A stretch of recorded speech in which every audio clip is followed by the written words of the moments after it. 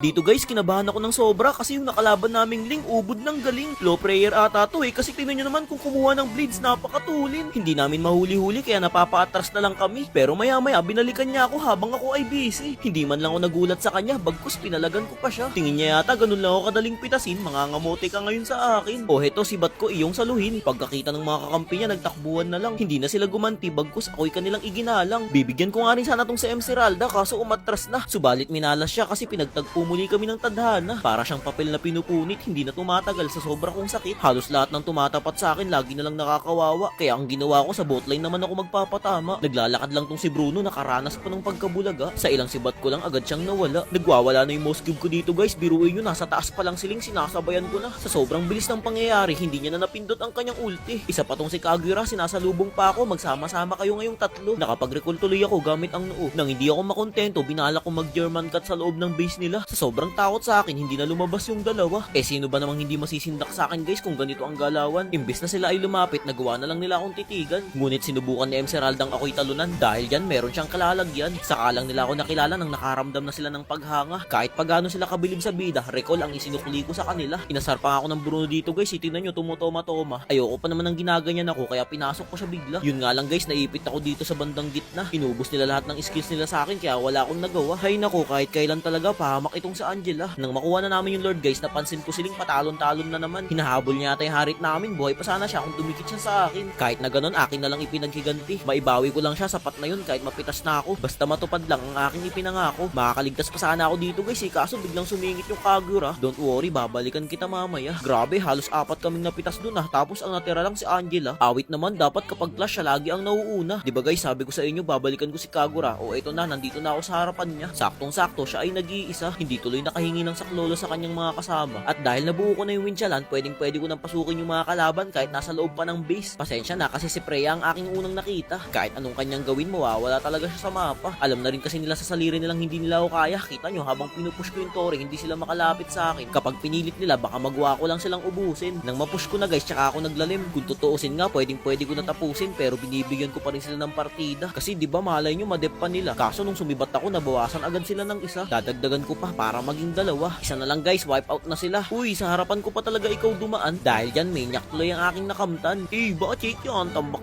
na naman ang mga kalaban. Ayoko pa mag-tower lock dyan guys, inabangan ko pa si Freya. Tingnan lang natin kung pwede na siyang umubra. Nag-ulti pa yung Chang'e, akala niya siguro may bawas yun sa tore. Wala po yun guys, akin nang ipinaintindi. Nagmamakaawa pa yung mga kalaban sa akin, mercy daw, sayang late nyo na sinabi. Kung kanina pa sana, di sana nagkaroon ako ng konting awa. Next time guys, kapag nakalaban nyo ako, sabihin nyo ng maaga. Mabait naman ako bibigyan ko kayo ng partida.